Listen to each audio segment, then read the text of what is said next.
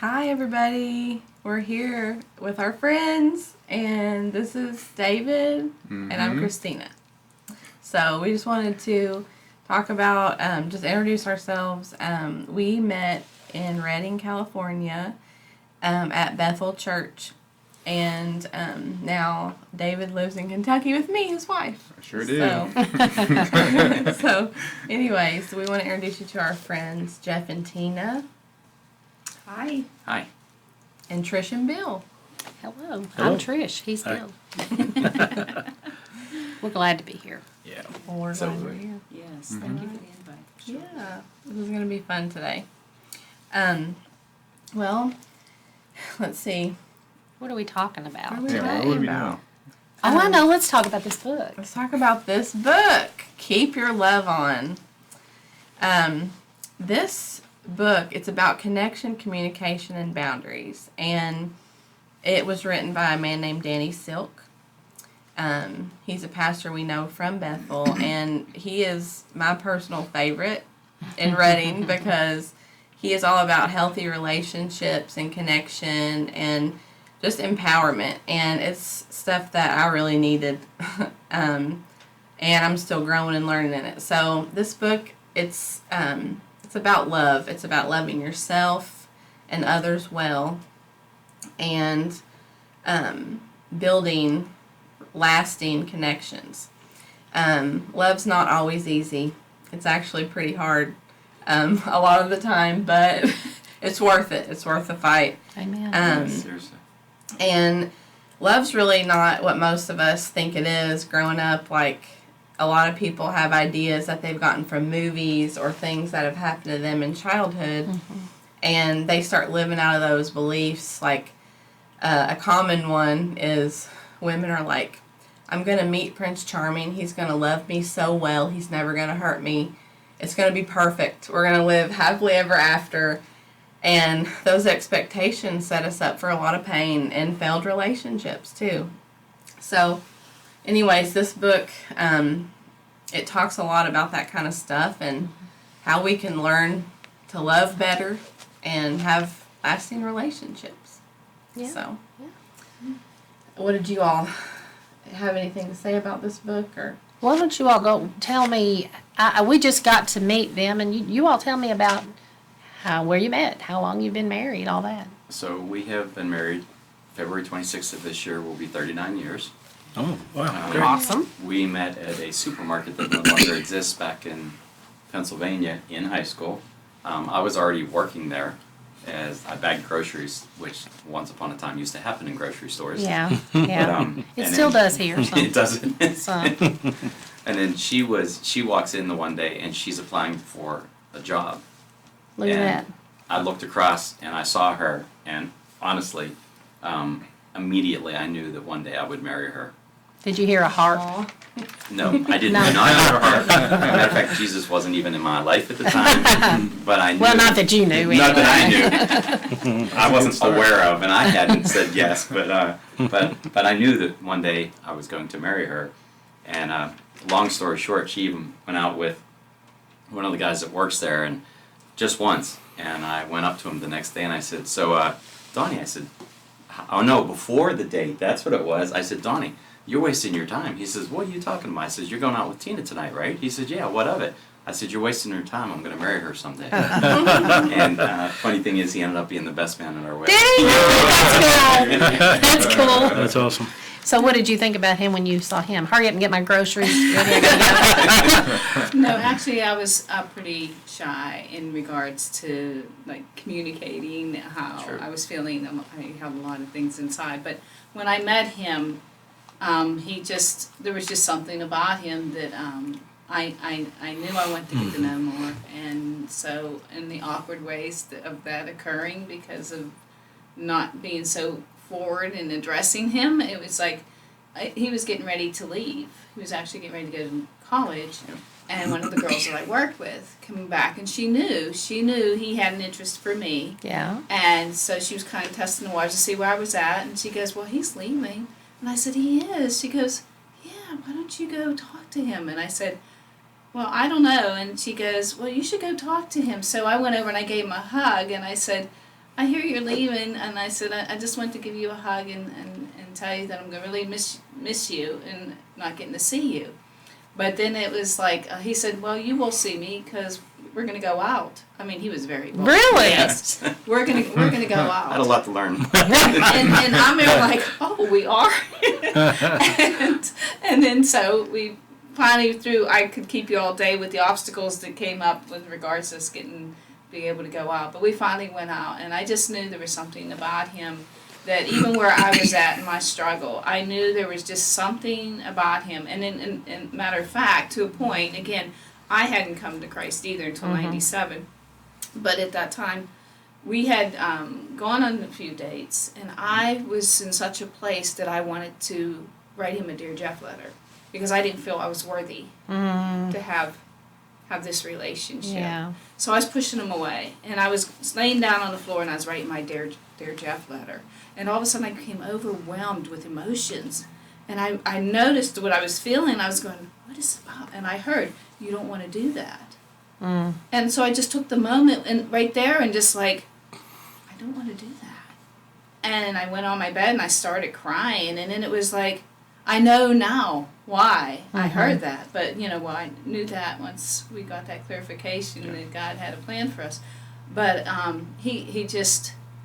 he was the one. He was the one that God had chosen before I even knew the Lord. And we have grown together in so many ways where this book is applicable to our communication coming in a better place. Yeah. Because I didn't know how to communicate in regards to expressing myself. Really right. That's true. Both of our backgrounds would definitely speak to broken down communication. And so applying these what we received out of this book and other things too, but out of this book here, it was just so strong in a way of us seeing things about ourselves in that communication breakdown that it was like, oh my, that's so good. And then we started just being aware of those things we weren't aware of before. And so it's like we began to see fruit, and we just kept seeing the fruit from it, and then it's like, what an impact the communication has. In regards, I mean, we thought we were in the right way of communication, and that's the funny thing. You think there's nothing wrong other than we start until seeing the outcomes. You think there's nothing wrong until there's something wrong, Until you see the rotten fruit coming up, and it's like, what's the deal here, And then like he comments too, and you don't have the understanding. You're looking for an outlet to put it upon. So it must be him. Can't be me, right? And so then Jesus be lifting up leaves, not a big one on that tree. I cannot find a fig. And then vice versa, And it's like, wait a minute. We need to find out what the break is. And then, sure enough, when we were told, and this wasn't in here that we were told that, but what we were told is that communication is conflict. Yeah, conflict is an opportunity. Is an opportunity for you to grow closer. Yeah. Because once you walk through that situation, and communicate through it, and now you bonded tighter. And I think he even touches bases on the importance of that as well. We both, our heads spun around like, what? Like growing pains. It's kind of like growing pains, but there's growth. Yes. Yeah. Yes. It's interesting that you said that you met. He was working and you came in to apply for a job. I was working in a restaurant and he came in to apply for a job. That's so cool. Yeah. And that's been a long time ago. Yeah. About at least 39 years ago. We've been married 37 years. We went out for a couple years, so it's been about 39 or 40 years. And I liked him right away. He didn't care for me very much because... Don't tell me. I know the truth about things. You told me that I reminded you of your old girlfriend. You better not lie. Move on. Moving on there. But, I would flirt with him. He was cooking in the back, and I would flirt with him, and he was quiet and introverted. God has got the most cosmic joke on me. I am not an introvert. Yet, most everybody in my life is. So it's like the cosmic jokes. God's like, you need to learn how to do the introvert people. And so here I am. But I asked you to teach me how to drive your Jeep, didn't I? He drove a Jeep, which I knew was cool. You were thinking about buying one. I was. there was one up the road she was wanting to buy. So Yeah, and my stepdad went on the test drive with me, and it smoked, and he wouldn't let me buy it. Yeah. Whatever. Never did get the Jeep, but I got him, and he had a Jeep. It all worked out. You got two Double blessing. Well, as far as this book is concerned, I'm only just now, I've read the first section and I've watched some videos on YouTube. And Christina was talking about the fact that there are 3 sections. I find it easier to understand because of that. They've got it broken down into 3 easy sections, and those are communication, connection, and boundaries, not exactly in that order. So, yay. What do you want to start with talking about? Before we actually start, I would like to say that this book is not just for married couples. It Yeah. is for any human, because Any we all human. have relationships with others, friendships, Yeah. co-workers, family members, Ourselves. even with our children. Yes, ourselves, Our own selves. ourself, God. Yeah. So it's just powerful in all aspects. So I agree. I hope everyone enjoys this. Yes. We're loving it. It's helping us now. It helped yeah. us before when we read it. So one of the first things I would like to talk about is being powerful. I loved that part of the book. It's so good. It's so good. It's helped me a lot, because I honestly I felt powerless all the time. I didn't know I felt that way. One of the most important things about being powerful is being self-aware. Yeah. Like, if you don't know what's going on inside of you, and you don't know how to express yourself with that and get that need met in a good way, you're going to try to manage everyone and everything around you. You're going to get controlling and hateful and, Yeah. Go to things that aren't good, make everyone, I got to manage everyone so I'll feel okay. So I'm okay. That's good.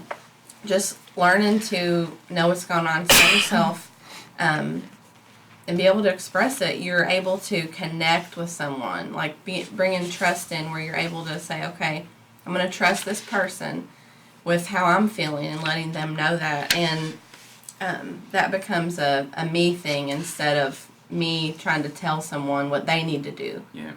in order for me to feel better. So what do you think a powerful person is? What's the definition of a powerful person? That's one of the things that intrigued me the most about this book. I mean, when someone's powerful,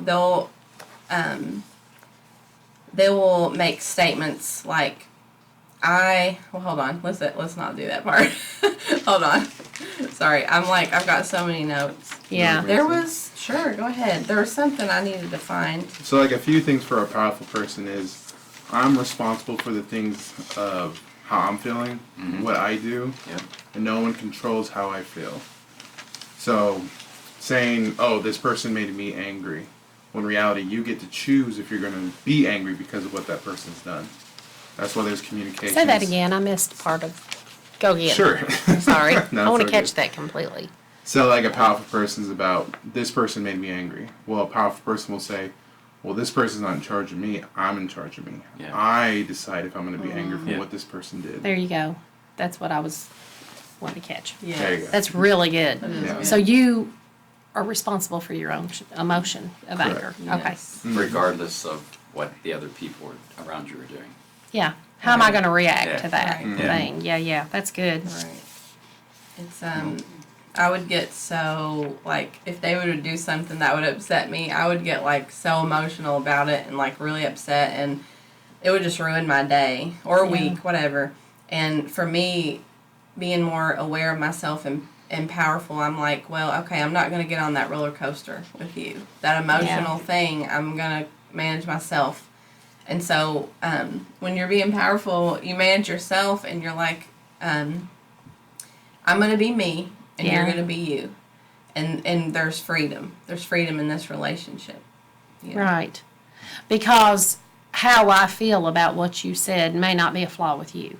It could be a flaw with a flaw may not be the right word, but it may be the discomfort may be coming from somewhere inside of me. Maybe when I was a child and I was 7 years old, my mom said, "You're this." Well, what you just said to me made me feel like that. Yeah. And so you've just you've just basically, without saying it, said, I'm that. You know, you're not, you're dumb. So this is not, my mother never did this. My mother will probably watch this, so I'm going to make sure my mom did not say this to me. But so if when you're 6 or 7 years old and your mother says, well, you're just stupid. Right. You just never, you're not intelligent, you're not going to do anything. Well, if he says something to me that he may not be saying I'm stupid, but if he says something to me like, you just don't get it. Well, that he might just be saying you don't get the point I'm trying to make. My mind, my heart, my emotions says, well, he just told me that I'm stupid. Right. He thinks I'm stupid. Yeah. And so, yeah, that just puts a nail in the coffin of my emotions, you know. Yeah. So I get what you're saying about that. It's just kind of like we have to control ourselves. And that's what I was looking at. That's my favorite thing he says in that section. He says, powerful people do not try to control other people. They know that it doesn't work Right. and that it's not their job. Their job is to control themselves. Themselves. Take a full-time job doing that. I Yeah. also love how he said that power, because he gives 3 different equations. I love how he said powerful person plus powerful person equals free. Yeah, that's really good. Yeah. Because the powerful person is not trying to control everything. And, Right. you know, my idea, what's the word I'm looking for? You need to give me all my words because I can't think of any of them. You know, my page of instructions and rules about how life is going to be okay, what you just said to me might not fit in that. Right. That's not my definition of a happy marriage. Yeah. You know, where his definition might be, it is my definition of a happy marriage. We need to be open. I need to tell you, you know, but I wasn't ready to receive it. You see what I'm saying? Yeah, what I heard you saying there was in regards to something being triggered, like something that Yeah. occurred from in the past, and it became that made an impact, and therefore when it's the action speaks that, or words touch on that, it becomes that triggers that, and that's actually the filtering that you're processing that moment in instead of what is actually taking place, and then taking that empowerment and say, well, you know what, I'm not going to take that for face value, what's being done, because I know you. And that's one of the things we always say. We look for the heart of, you know, That's when we're good. communicating, that we will I look for the Jesus in him, he looks for the Jesus in me. And that way we don't take at the moment for Right. face value what was done or said. Yeah. It's like, I know your heart, you didn't mean it the way that I received it, so it's an opportunity to reprocess it and say, I think we just most recently did this, because I said, the action was telling me this, I know different, because his response was that it wasn't my heart to do something like that. See, he was given that opportunity to express that, because we took it to a place of communicating Yep. with it, Yep. and then it was like, oh, I can see where that came from, you know, and now I'm going to choose to respond differently, because I know that it wasn't me receiving that from you, it was from receiving within me in that place where it became something that it wasn't. And so because she chose to be a powerful person and Yeah. express it in a way that I could receive it and not be responsible for the way I receive it, I was able to see what she was talking about and say, oh, I didn't realize I was doing that. And can you please forgive me? And in the future, I'll make sure not to do that anymore. You know, it gave me that opportunity. And so what did that do? What did that conflict do? It brought us closer together. And in the moment, I was even able to be make light of it instead of like, It's true. what are you It doing? can become Yes. a joke. Yeah. Yeah. It really can become a joke. It's Yes. like, I know that you're not trying to drive me to an early grave by leaving your dishes laying around the house. And I know that you told me that you weren't going to do it anymore, and you have not followed through with that yet. But I choose to realize that you're wonderful, and it's not your intention. Yeah. Yep. So we've actually talked about this. You know, I think that, you know, what Scripture says that the enemy is the accuser of the brethren. Not only does he accuse us before God, he accuses us to each Before other. each other. And somehow, you know, the devil tries to twist everything that you say and everything you do to where what she says to me is, it's like you were saying, what she says to me, that the intention she said, I hear it. It's like, no, I heard you say this. I did not say that. You know, and it's so weird that sometimes you actually think you heard something that you they didn't say almost. They didn't say it at all. But somehow you hear it different, and there's that twisting. Yeah. And Yeah. that's the enemy doing that. It's what Tina was saying. It's those triggers that were already Exactly. there. Somebody Exactly. says this one thing to you, but to you, it says all these other things Right, that were right, not really right, there. right, exactly. I Just love how say that, Danny. yeah. I love how Danny addressed that too, because he says, two powerful people recognize that when their connection's broken, conflict, they don't try to process through the problem or the challenge. Now, one of them takes a break so that they can decompress and come back once they've decompressed, so that they can actually hear what was said. Yeah. And now they can actually process through that, Yeah. and that conflict doesn't cause separation because they choose to draw towards That's each the whole other. keeping your love on thing. Yeah. Yes. And you all just shared with us right before we started that you just had that happen. Yes. Yeah. Wasn't there a thing about when your adrenaline's pumping, you got 20 minutes to actually for your adrenaline to come back down? Yep. So that's actually good. interesting when it comes with that too. I didn't Either read that way. part yet, but I like that a lot. Scientific fact on that Yeah, one. yeah. It is a science. And we love science. Science is important. It's really good. So I really love, and it started, the boundaries and the processing conflict kind of blur for me a little bit, but I love the part that he talks about triangulation, where there's a victim, and therefore they have to have a bad guy, and they look to hire the rescuer. Yeah. Yeah. And that was the word he used. They literally have to have a bad guy, and they hire the rescuer, and they do that so that their world can be right, because it's clearly not their fault. And if we do that, whether where I've seen it most recently is in a work relationship, and as we were rewatching this last night, I was like, oh snap, that explains everything. And I was the rescuer, and it's like, oh my gosh, I allowed myself to become the rescuer. So as a powerful person, I can now step out of that role Yeah. and go back to the person that is that is displaying. They're not a victim, because Jesus doesn't say they're a victim, Right. but that is displaying in the moment that victim mentality, and just say, oh, you know what? Oh, I can pray for you, or instead of stepping in to fix it. Yeah, exactly. And it's like you were saying a little while ago, Christina, that was really powerful when you said, what you said made me feel this way. And I see that you're having a moment of struggle, but I'm just not going to be a party to it. I love you. My love stays on for you, but I'm going to have to step aside while you take a minute and deal with what you're going through, and then we'll reconvene Right. when the adrenaline goes down, just like Exactly. David said, and then we can really talk about this for And real. And it wasn't always that way. I mean, we still struggle, like he uses the example in the book, a T-Rex person and a goat person. And like, it's like where their communication styles where, it goes in with the victim, the rescuer, and the bad guy and stuff where, say David would get really angry and say something rude, and then I'm like the victim. I'm like, oh my gosh, and I'm all upset.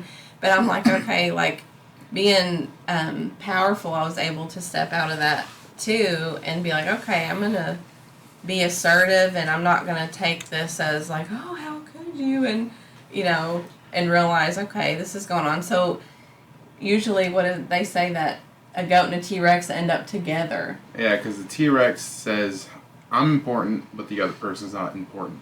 And then the goat says, I'm not important, the other person's important. Yeah, So yeah. it's the T-Rex and the victim. When those two, or the passive person, those two connect the most because they both agree on the same thing.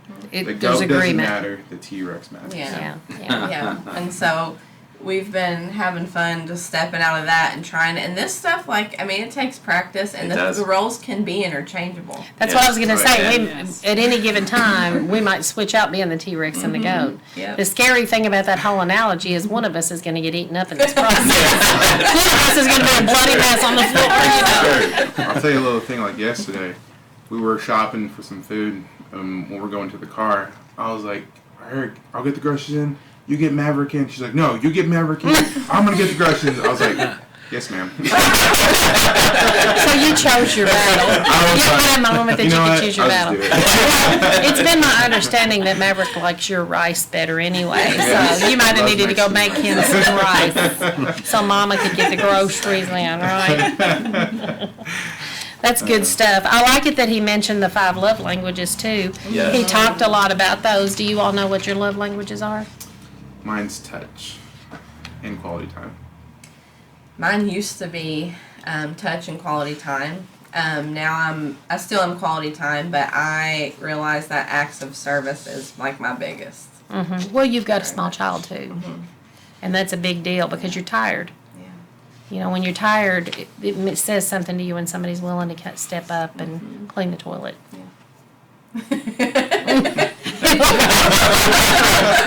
What about you all? I would say mine is quality time.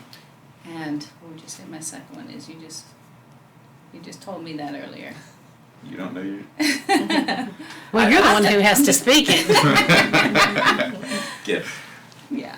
And that's funny because before it wasn't, I didn't think that was anything like, no, because he would ask me, what do you want for your birthday? I don't know. You know, what do you want for Christmas? I don't know. And then I realized I go Talk through about difficult feelings. to buy. I go through feelings of feeling like, you mean you wouldn't just go out and get me something? I mean, even if I say I don't know, you know, there was something particular I wanted, but I didn't mention it. But it was like I was expecting for him to like push me to a point to say, no, seriously, what do you want? You know, Didn't you I want to get it for you. Haven't you done any examinations? Haven't you spoken to my friends about Haven't this? you noticed me raising? Boy, that needs something, hon. There's nothing there. One of the things about the gifts, though, is that it's not about the expense. It's not Right, about what right. kind of gift it really is. It's about the care that goes into choosing something for you. thoughtfulness. It's the thoughtfulness thing, Yeah. yeah. What about you? So mine is quality time and physical touch. And Danny even addressed that. He said one of his is definitely physical touch. He says he absolutely loves when his wife sits down beside him on the couch and she puts her leg close to his leg. He says it just does something to me. So as we were as we were rewatching that, she reached over and put her leg on mine. So that's the same effect for me as it does for He was like, Danny. get off! Affirmation and words of affirmation. Yeah, but we're only supposed to have. You technically use all 5. Yeah, that's true. Yeah. That's true. They're all good. If I was going Depending to on choose the day, right? if I was going to choose the third, well, because there's something powerful that happens when Tina recognizes or acknowledges something that I intentionally did for her, for our family, because the kids are grown and out of the house.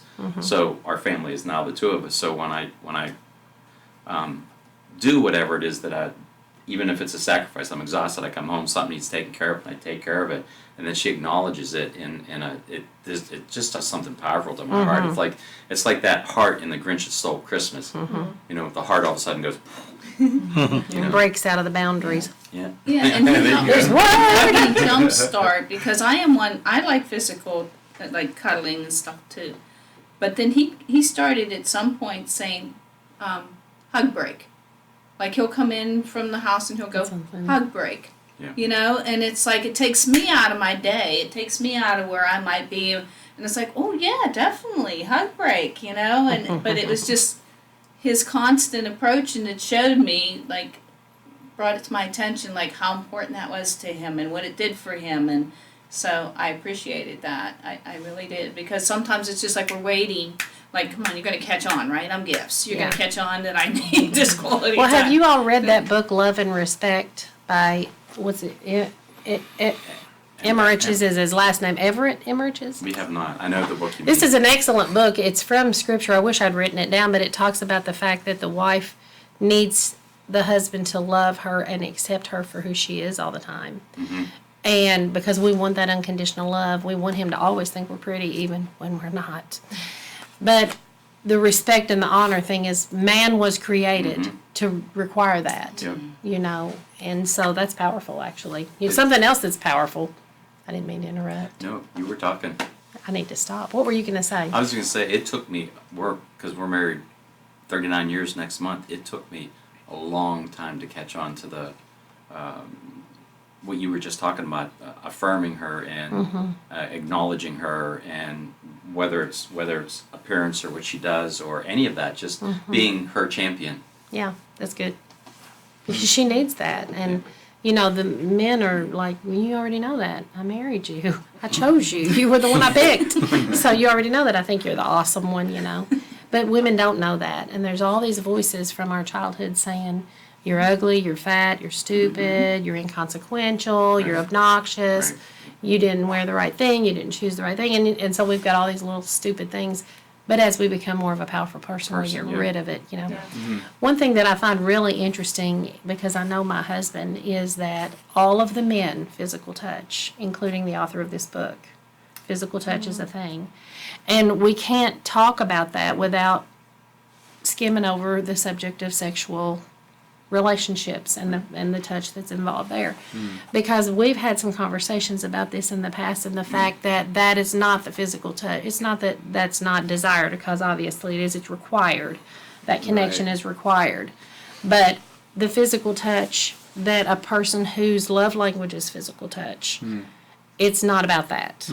It's about that connection. It's about you matter to me, Yep. and you're my person, and I'm your person, and we're together. Yep. You know. Right, because sex is just a bonus when it comes to that kind of stuff. Physical touch is all about that. Holding a hand, rub my hair, Yep. come snuggle with me. Yep. That's Yeah. my biggest thing, because growing up, I was a mama's boy and I had, two other Still brothers are. and sisters. And let's feed added to his grip so she can see this. But she'd rub her hair all the time. My oma, my grandmother, she'd do the same thing. She'd just rub her hair. And so growing up, that was our connection. Yeah, yeah. And so That was comfort. It is comfort. Yeah, yeah. And it brings us closer Right. to one another. Right. Any "I love you" message, it really drives down anxiety, and it creates safety. That's good. And then you can go deeper with each other. It's welcoming. It's like it opens the gate, Yeah, and when we're doing connection. Yes. Right. Yeah. And when we're doing the opposite, it makes more disconnection, and it's hurtful. It can actually, someone not intentionally hurt you because they're doing something the opposite of your love language. They're not hugging you, and they're not rubbing your head, and you're feeling unloved. And But you the need other that. person really just needs to get the groceries in the house. Yeah. They're not rubbing your head on purpose. Yeah, Right. and that's where you get to be powerful and say, I need to be touched. I need quality time. I need you to sit with me and talk with me with no phones. That's so hard these days, isn't it? It is. It is. It's like I'm going to check up on everything, but it has to be done on purpose. We've really learned that every day, minimum of 30 minutes. The phones get put down, TV's off, nothing's on. You just sit down, face each other, and choose to communicate. Yeah. And it doesn't matter what you're communicating about, just choosing that intentional connection. So you've created that habit. That It space, has to yes. happen. Yep. Yeah, after we had been in Yeah. a place where it was like, as soon as you pick up the phone, you left the room. It doesn't matter if you're It's still true. standing there. That person has now been left.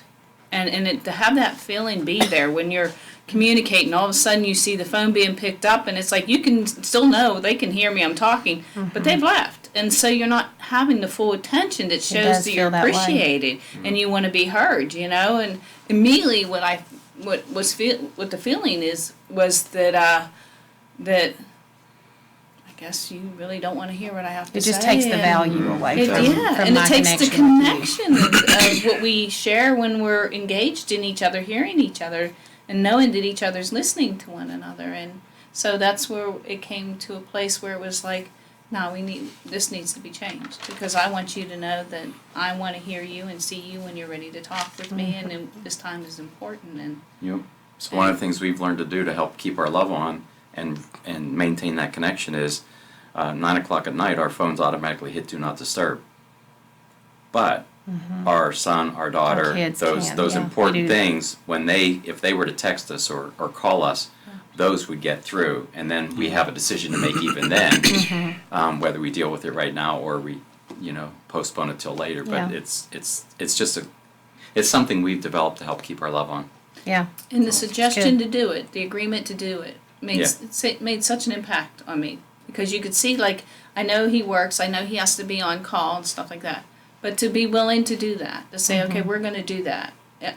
I know it meant a lot to you too, that It I did. wouldn't just pick up That the phone. intentionality. Yeah, Spoke a lot that to you. spoke volumes. Yeah. I mean, he could have said, honey, I'm going to do, he just did the action of doing it was Yep. Yeah.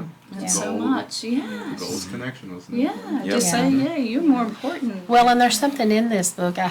Like I say, I've been reading it over the last several days, but it talks about the fact that we can have the best intentions in the world, but not actually follow through and do it. Yes. Now that speaks louder. Actions speak louder than words, as Words, they yeah. say. Yep. So So where are we? What about the next section? What do we want to talk about? Kind of wanted to talk about how we can make assumptions and like, let's see, with the trust cycle. Yeah, I liked what you were saying to me earlier today about the trust cycle. Yes. We were talking about this. It's chapter 6, I think, right? Mm-hmm. Yeah. Yeah, trust cycle. It's when so trust, to get a trust cycle, he calls it, completed, you need to have a need, express the need to someone, and then there'll be a response to the need, and that need is satisfied. Mm-hmm. And that's what we can do with even love languages. Just that alone, that can build on that trust cycle. And he just talked about how sorry, that was something else. Well, one of the things that what you're saying right there, while you're finding it, I'll say this, that as we were talking about the love languages a while ago, one way to recognize what your spouse or mate's love language is to see how they give you love. Yeah. Like they're going to try to give love the way that they want to receive love. That was the most powerful thing to me in that book when I read it. And to me, when you recognize that in the person and you start to do that, now you're creating trust because you've decided that you're going to serve that person. You've decided you're going to try to fulfill how they feel, and that's going to cause there to be trust. And what were you saying earlier about the fact that when trust was there, it was open, now communication can actually happen. But without it, I think that's what you were telling me earlier. I feel like I'm butchering what you said. It was so much better than what I'm saying. I don't know. I'm like, what did we talk about already in this and earlier?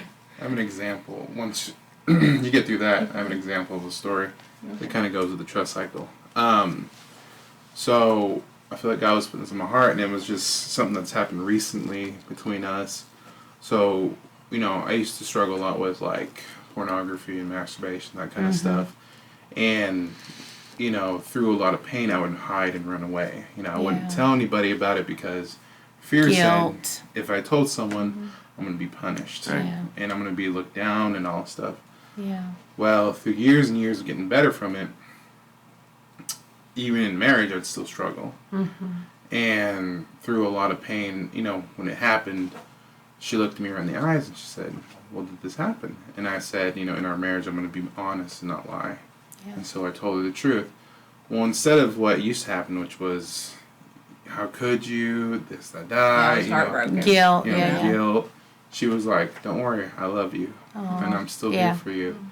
And once she did that, all of a sudden this switch flipped inside me Yeah. and Yeah, said, that's good. I can be honest with her and tell her even before Yeah, it's it good. happens. Yeah. And honestly, now I feel safe enough to tell her that Yeah. this is, this is going on. Because she's my safe place now. Because that trust in her that she's going to be a nice, safe place for me Yeah. has now been created.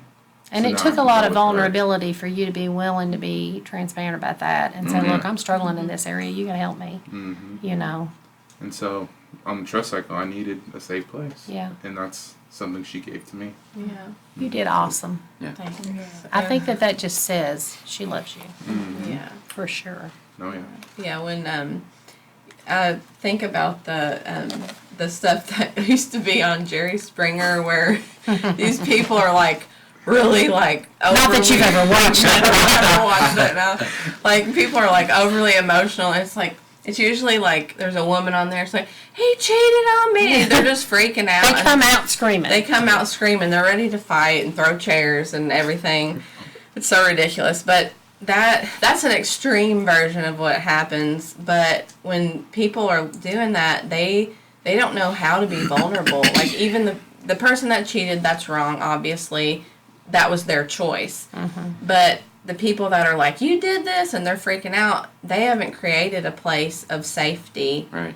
and vulnerability where, they're attracting that kind of person into their life. They're not able to be calm and powerful. Two powerless people, they go together. Two powerful people go together. Yeah. And so that kind of thing, if somebody's going to freak out, then the other person, they're going to, human nature, they're going to be scared. They're going to want to hide, and I don't want to share this. And then they get Right, yeah, self-protect, and then they get into hiding everything, and then they have another life, and they're cheating, and because they're just too scared to be real. Yeah, yeah. And so neither person's getting that connection they need, and that safety I and can't trust. be what I need to be with you, you know, like, Yep. and it's hard to react in a good way when somebody reveals something like that to you. Oh, We've yeah. had experiences in our marriage that, you know, we've revealed things to each other that punches you in the gut. And it's just like it kills you. Emotionally, it's like a stab wound. But it's the whole keep your love on concept. It's Yep. like, I love you. Yeah. We're going to get through this. But you can't always say it right away. You know, we experienced that.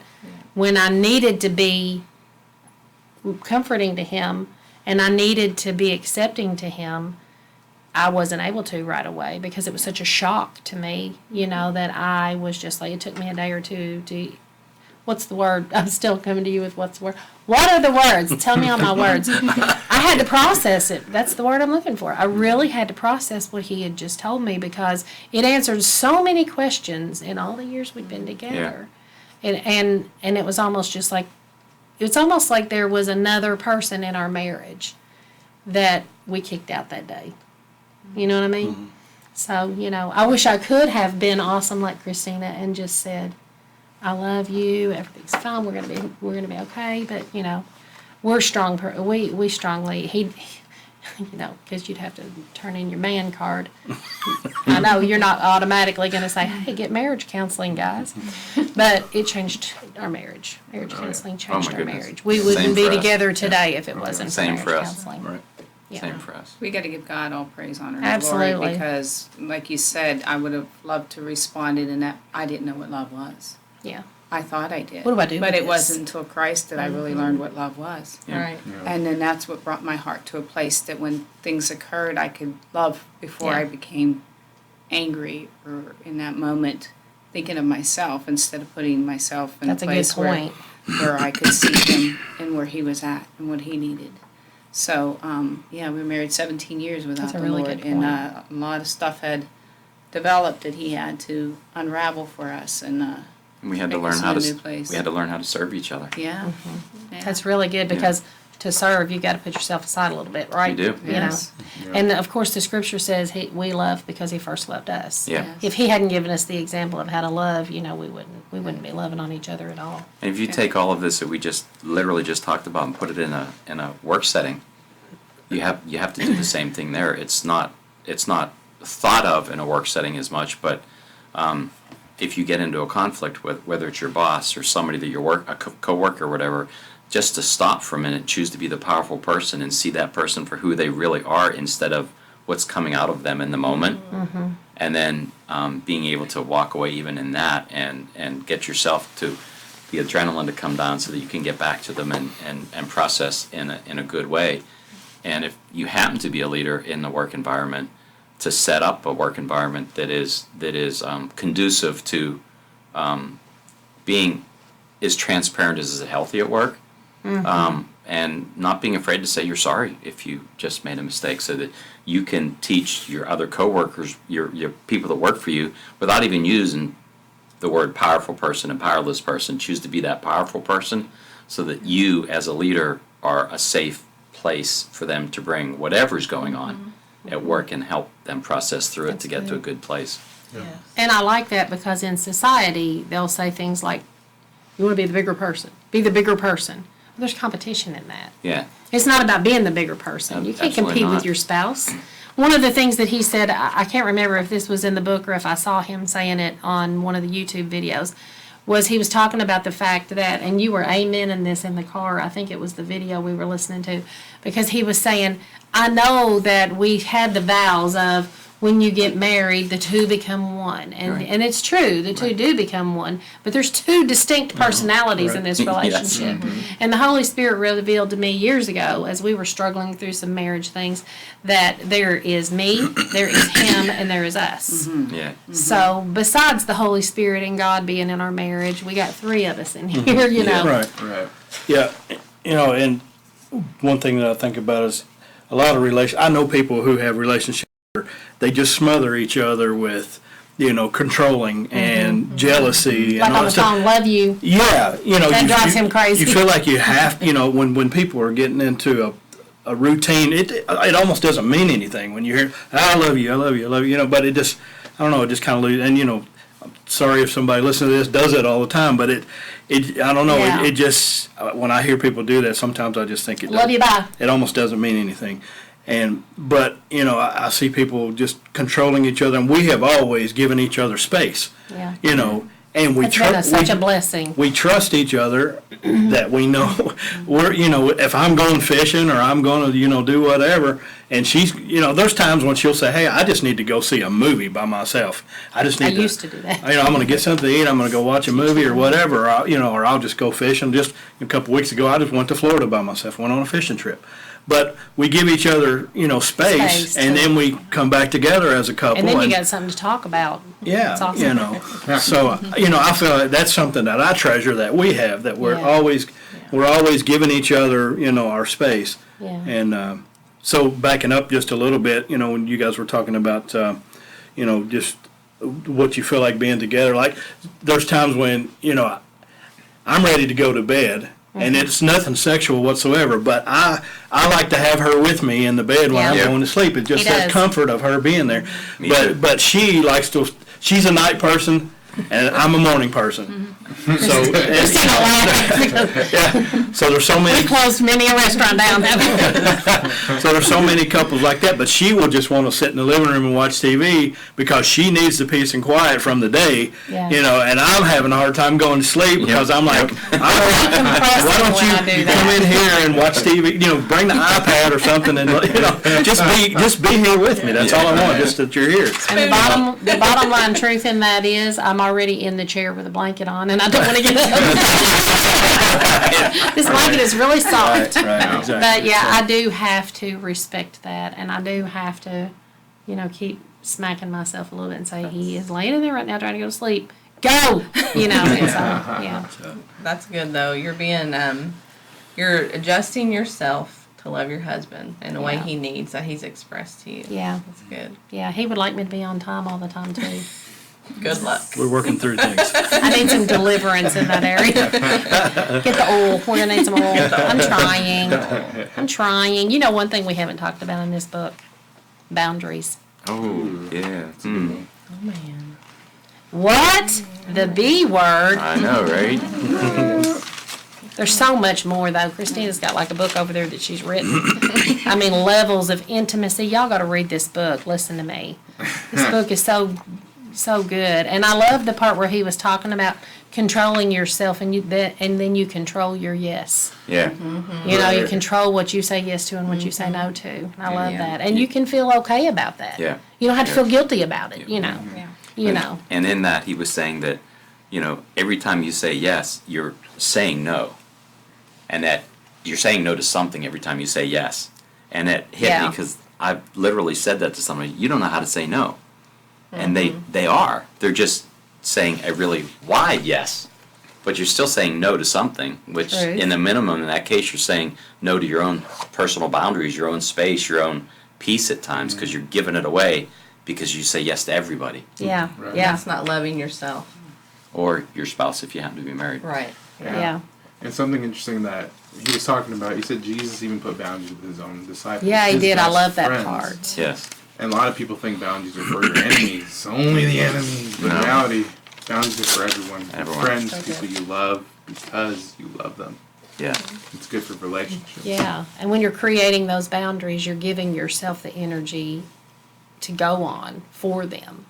Like, I'm no good to you on Friday evenings. Because, and he knows It's a long day. Leave me alone. Friday, I work in banking. I go in at 8:30. I'm supposed to. But I usually don't get there till about 8:45 because there's nobody that usually needs me. I'm like, until- I've had my first break by the time you're. Yeah, and he lords that over me. This is we need some more counseling about this.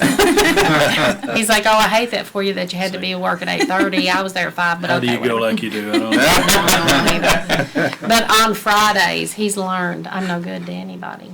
Friday evening when I come home, I need a blanket and some food and, And my two dogs. and my dogs, and I want to watch TV and disengage because everybody on earth needed me today. And he's He's great about yeah. that. Yeah, He's I really understand. nice about it.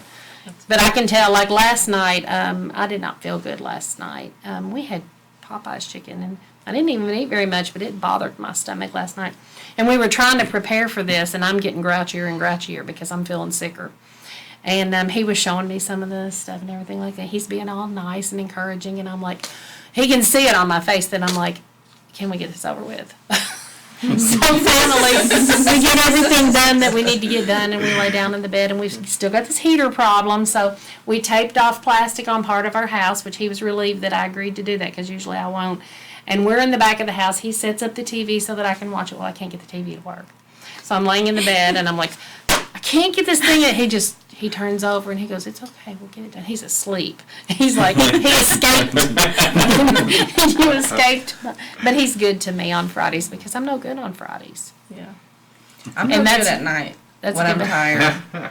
You know, I know about No. you at night. I know. My one boundary that I learned, I think maybe a few years back, that I needed to have that actually protects both of us and is awesome, is David would like to start these really deep conversations when I'm trying to go to sleep. Like I'm relaxing, I'm doing my night routine, and David's like rubbing her shoulder. He's getting into something that could easily turn into a fight because I'm tired, you're tired, you're getting real Hispanic. I get He's trying to talk. He has to say. And so, like, I would get real frustrated, and then we'd start going, I'm like, oh, and it goes nowhere. It goes nowhere fast, but bad. Yeah. And I realized, okay, I need to just be like, it's this time, and I'm too tired to be able to have a good conversation. Yeah. I'm done for. I just can't tonight, but let's talk about it in the morning. Yeah. And yeah, and so David, how does we've that make had you less feel? fights Did you see that? yeah. yeah. Lately it's been better. Yeah. It's a boundary. It's a Yeah, boundary. it is. Yeah. It's like, I want to talk to you about this. So let's get a piece of paper and write down your thought on it so that tomorrow morning, when I'm awake, we can talk about this. Yeah, after coffee. See, my issue is like, I want to deep think. I'm like, why is the world so I'm like that at night. I am just like that at night. When everybody else goes to bed, I'm laying there I'm going over the things I said, you know. Even when I'm a zombie on Friday nights, I'm doing that. There's something detrimental to us about that. Yeah. You know, and talking about that, how many people here are night owls? You just neither one of them are night owls. No. That's got to be. Every once in a while, we need adult supervision. But, so we can go. Well, when I say night owl, honey, there's no need for no supervision. I just want everybody to leave me alone so I can write and think and be up and. Six days a week, we have to get up early, so we've kind of slowly worked that night owl out. Life will beat it out of you. Yeah, That's because true. otherwise, because when I get extremely tired, my patience grows thin. Yeah. You were the opposite. That's me That Fridays. was me Yeah. wanting to go like this through the, while he's laying there. He and tapped her shoulder. He's like, and I'm going on and on and on, and finally I roll over and I hear, like, well, okay. But I have gotten better instead of just dozing off and simply let you know that I'm sorry, sweetheart, but I don't have anything left. Yeah, Can we talk tomorrow? Can we process together? I want to hear yes, but And then I got nothing had to left. stop and really think about, like, oh my gosh, yeah, you've had a long day, and I have a lot that I want to say. I'm just going to put it on hold until both of us are in a good place to share it. And that's that offering sacrifices in those times. But that was, I can remember so many times I'd be talking and wait to hear your breathing turn and change to snore. And when you're younger, you're like, hey! Yeah. When you're older, you're like, I'm doing it all out anyway. You sleep all the time. I do it all day anyhow. And then tomorrow when he says, what are you talking about? I told you that last night. one of the ways I've learned to set boundaries is if conflict breaks out and I'm caught off guard, learn is probably a strong word. Learning to do is when that happens, just stop and instead of react, simply say, what do you need right now? Because I don't know, because I was caught off guard, so I want to find out. Okay, well, what do you need right now? How does that go for you when he says that? It depends on what's happening. That's what I'm gonna say. I can see me being like, oh, how sweet. Well, here's what I need. Or I can see me being like, what do you mean by that? What do you mean, what do I need? Don't you know what I need? Yeah, I take it as it's being turned around. You know, it's like, oh, so you're going to say, what do I need right now? But that's not how this started. You know? But his heart is so loving towards you. Like, let me tell you what you need. I know, and I have gotten better, but I haven't gotten it perfected yet. This is a magnifying glass on that whole, we're working on it. Yeah. Yes, we're And boundaries is one of those areas that we're definitely still working on. Yeah. And I had come from woundedness that in regards to, I'm very easily able to take the blame with anything. You've gotten better. I've gotten better, but it was a constant because I couldn't get anything to make sense, so I must have done something. Right. So I take it there. That's a place where I can have. It's not the right place by no means, but it's a place that I can settle it down just to get out of the place that I'm at, but it's still there. And that's when the Lord started talking to me about secrets. He said, "You're holding secrets." And every time something would happen and I do that, I'm piling on another secret. And this is all going on internally. And it's like, so then it gets to where the situation is escalated now to like, all that's coming up, we're not just in the moment now. This is things I haven't gotten to spoken and I'm dealing with it. Like I'm getting some of it out right now. You just gave me an outlet and I'm getting some out of it, out right now. Yeah. But and then when he gave me that and he had me go through a process of just releasing all that and you know, hearing that come out and the feeling that came with it of release. And I think this so much, again, with communication is so important because then I was able to be in the moment dealing with what was in the moment. Yeah. But it was on the communication of like the perception that I was receiving, like we were talking earlier, of what he was saying to me.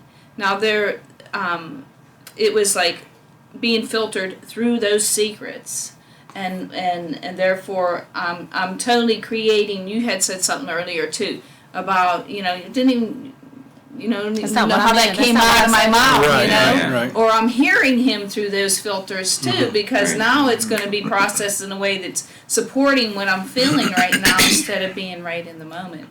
So after realizing that, it was like, that made such a big difference, especially getting those secrets out, because that's all basically what needs to be done, is you need to ask the Holy Spirit, what is that, you know, what is all those secrets that I've been holding, and what are those things that I haven't processed through that I need to have out so I can be in the moment and not have all that rise up in the moment and be totally addition to what we're dealing with right now. You just beautifully described going from a powerless person to a powerful person. Yes. Yes. You really did. Yes. Yeah. Yeah. When we heard that was one of the things that began to process within. But then when he said, "Tina, you're holding secrets," and I'm there going, "Holding secrets," and he says, "You know what my word says about secrets," and it's like, wow, no wonder I'm feeling like all this torment, mental torment, and I'm feeling like it'll manifest itself in your body too. It will. Your body will say, you're carrying all this stuff in here. You don't even know what you got in here. Your mind's telling you one thing, but your heart is carrying all this. So it was like, oh, wow. I had all these lights come on of like these surprise physical things that were showing up and stuff like that. And then it was like after I went through that process, I began to not have those physical elements be, like, not every single one of them. There's still the process of my imbalance. I'm dealing with hormonal imbalance too right now.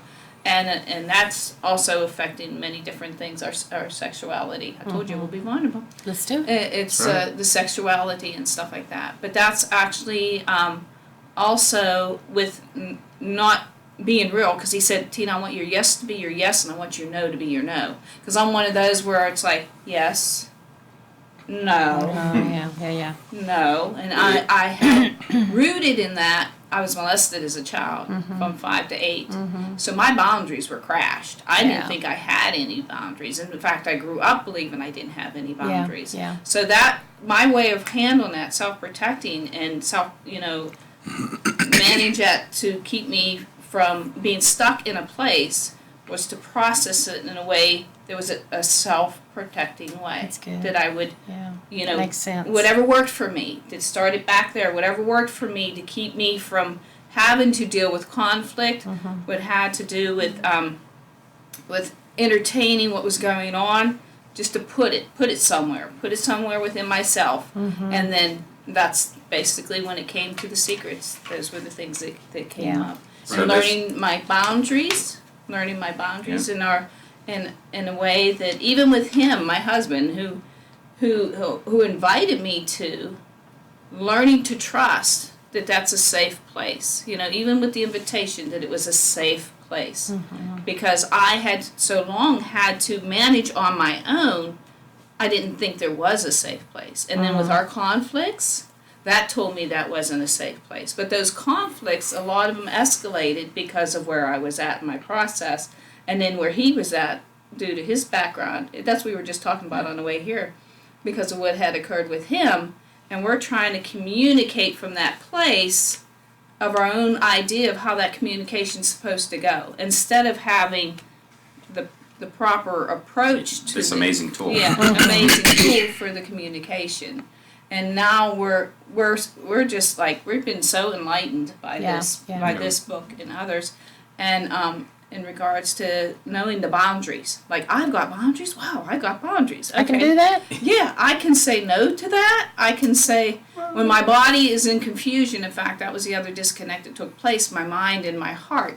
Because when that was happening, it was inside saying no, but the action was continuing, telling me I had no choice, and I was making a yes without my choice. And then it got to a place with our relationship, when I was not in a place, and I, instead of just saying like, honey, no, not tonight, I'm saying yes, where everything inside of me is saying no, and then that created that conflict within our intimacy. Yeah. So we really couldn't come together in a place where we for me on my end, and it wasn't fair on his end, because he can't read my mind. If I'm saying no on the inside, he can't read my mind, but my mind was telling me, if I say no, this is going to be my outcome. I'm going to receive repercussions for my no.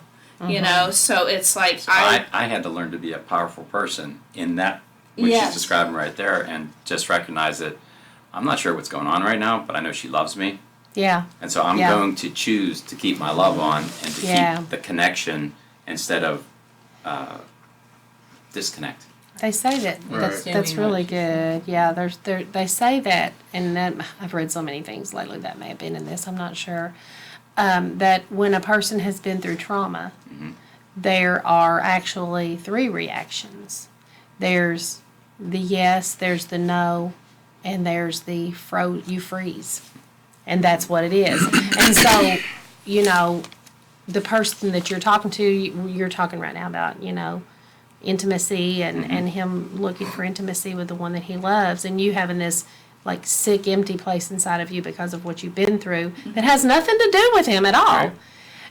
And so you may say yes or no, either one, but inside there's this person in you who's just frozen in place. Exactly, and I've displayed that on the outside too.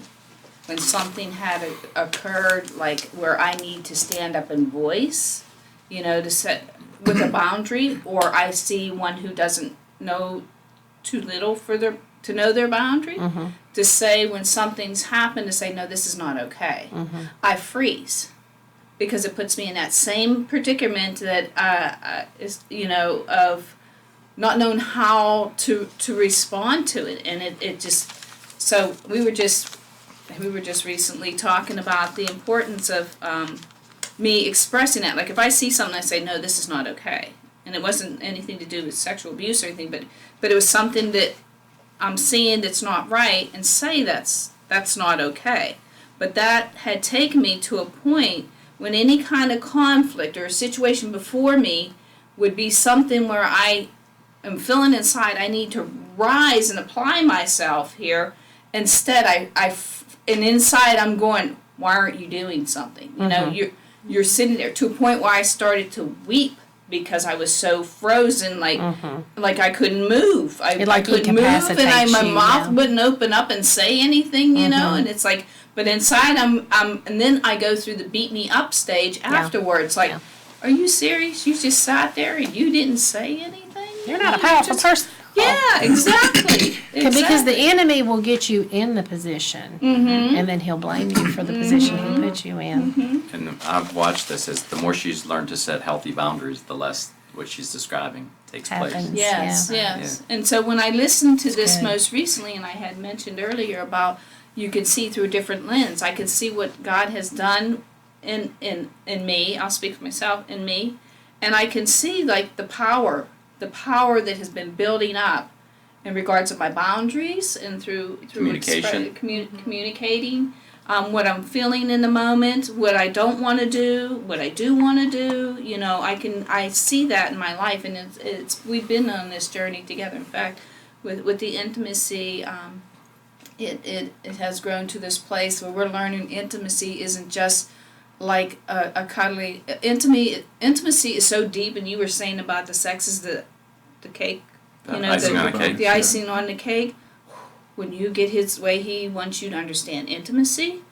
Oh, you wonder, really? Am I getting like icing and icing here? Because what we have learned together with the intimacy coming to that place, what he's been revealing to us, like not just having the quality time and the communication and just the sacrifice. Like I said, I'm in a place right now where in my sexuality, because of being out of balance, everything is not like I'm kind of not there with interest with sexuality. I'm not there, and so it's him, and then his willingness. This has really brought us together through this, and it's the communication, and the knowing he's where I'm at. He wants to respect my boundaries, but he's also taken consideration that I might not be speaking of some boundaries, and that's not to be put on him. That's not, but his willingness to do that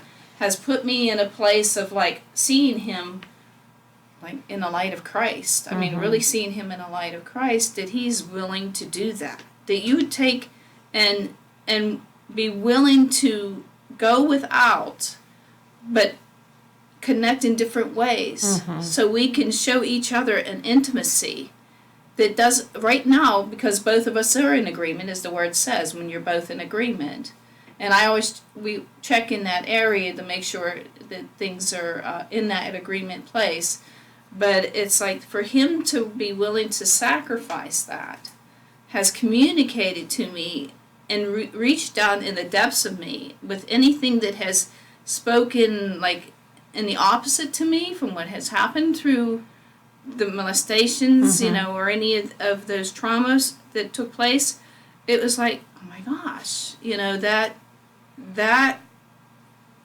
that has taken me to a place in my desires and but I still. It's like a tenderness. It's a tenderness, yes. It's a different level of connection. Yeah. It's a different level of It connection. changes from a tenderness of fear to a tenderness of love. It's Yeah. like I'm tender Yes. towards you because you're so kind to me. I obviously matter to you. One of the things that's interesting to me as you're saying that is we've ministered to a lot of couples, and of course we've had our own experiences and all of this stuff too. And one of the things that I find really interesting, I'm almost hesitant to say this and I want to add a sub idea after it, and that is that when it comes to sexual matters, it seems like women really need that distance to feel like you care enough about me. It's like sex is not a commodity to you. It's just like you got to have that. I've got to have that if I'm going to love you, that kind of thing. I need to feel that you're willing to hear me because it makes me feel gross if we're not really communicating. But a husband is like, well, if you're not with me, it makes me feel gross, like I don't really matter to you, like I'm just here for a paycheck or whatever. Not that he's ever said that to me, but you know what I mean. That's my thought process. But as I'm saying it, that sub idea that I was thinking is it may not be a man and woman thing. It may be a personality thing, Whichever person has had some trauma in that area may be the person who needs space in that area. Whichever person has not had trauma in that area may be the person who is like, I need you to be available for me because I feel like you don't care about me if you're not. You know? Does that make sense? Yeah. It's Yeah. brought me to a place where finding other avenues to pleasure, you know, because I still can pleasure in other ways. Mm-hmm. And then it's a matter of our connection coming together in our intimacy, going to that place as well, you know. It's like, and being aware when he needs that hug. Now he doesn't have to come home and say, you know, hug break. It's just like, I'm so aware to make sure, like, to make those connections with him, because I feel, at first I was feeling like I was cheating him. Like, you know, I know what the Lord says about regards to wives, give your body to your husband, and, you know, and husbands, his belongs to me. But if I can't, I can't. I mean, in regards, but I can, and that's the first thing I had to do. Don't say you can't. Don't let the can't. enemy tell you And you can't. yeah, Right. that across the board I can't. Yeah, it's be interesting that you're saying that. creative. You said something to me the other day about this very thing. We were talking about this book. We were talking about our conversation. And I can't remember exactly how you said it, so I'm going to put you on the spot. But you were you were saying something about a wife being available for her husband. Because when a man has been through, like some of the stuff that David was talking about earlier, when you're fighting something like that and that problem is there, if it's not about sexual gratification, it's about the fact that she's your person and she's there for you. What did you say about that? Oh, I think I was saying something about the enemy uses that, you know, she's rejecting you, so therefore the drive That's for it. that Rejection. is like, okay, well, I deserve this because she rejected is me. rejecting me. Yeah. Exactly, Right. and the enemy uses that. And, we're talking about with me. I mean, obviously, you guys have probably noticed I don't talk a whole lot. And when you were talking about what happened with you with the molestation thing, well, with me, it was physical abuse from my father. Yeah. So, and it affects me to this day because I don't talk very much. I don't feel comfortable talking out because when my father was a great man, don't get me wrong, he really was. He was. Funny. I mean, he could make you laugh. He just, but Strong in Christ. yeah, and this is maybe getting a little deeper than we want to get today. No. I don't know, but Keep going. there are generational curses that run in families sometimes. Right. And anger was in my family. Yeah. So with my great-grandfather, my grandfather, my dad, my brother, me, that anger ran through our lives. And so there was some abuse from my father. It was pretty bad at times. I thought, It I mean, crossed the line between spanking. yeah, I remember my mother saying, "Stop, you're going to kill him," so. Yeah. But anyway, that still affects me to this day because I remember sitting at the table and my father looking at my mother and going, "What's wrong with him? Why don't he say anything?" But, what I knew from him was some abuse, So when he wasn't working, he was home. And so I just felt Afraid to talk. I was afraid. And so I didn't say anything. I just sat at the table and didn't say anything. And so he would say, "What's wrong with him?" And, of course, that made it worse, Yeah. But that anger was in me because it was, it was passed down through generations. Right. Right. And that was a big problem for us because that anger, I didn't know how to communicate. I didn't know how to say things. And so I would be quiet and just be mad until the point that until I would snap and blow up and just lose. Yeah. I mean, I'll just tell you, it's a rage. And I thank God that I never hit her. No, I never, ever hit me. hit her. But I was verbally abusive. Threw things around. I tore up so much furniture, tore up stuff in the slammed car door so hard, bust the window out, did. tear the rearview mirror off, just knock the windshield out. I mean, I would pick up a glass dining room table and just shatter it all Yeah. over the house. And just, whatever was in my hand was, and I would look at her sometime and I would say, "Do not say another," and I didn't know what he was talking about. so, And he'd say, "Don't say anything else about this." So what I'm Stop saying, talking about I don't know how you guys, because we just met you all. I know, you guys may know some of this. I don't know, but to me, there's a spiritual side of this. There is. Right. That, There is. you All know, of it. there is, and I literally had a spirit of anger inside of me that I didn't know I even had. Right. And I tried to fight it on my own. You can't do that. I would apologize to her. I said, And he meant it. I'm never going to do that again. I'm never going to just lose my temper like that ever again. Because I felt the moment it was over, I felt so horrible. I was like, honey, I'm sorry. I don't, it's like it would come out of, it would come. And I could feel it coming and I couldn't stop it.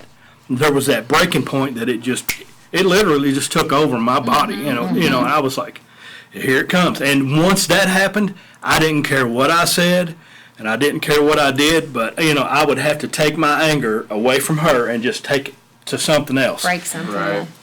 And, I just felt so bad, and I couldn't stop it. Well, the I very couldn't enemy stop that it. drives you to it is the one who blames you. Exactly. Yeah, And it's like, exactly. now look what you've done. Now, Right. But, I literally had, and I didn't even know. I thought, okay, well, my dad, that's just my personality. It's My, just who my we dad's are. like that. I was born that way. It's just something I got to deal with. I never even had the slightest idea that was a demonic spirit inside of me. Right. Yeah. And, and I just,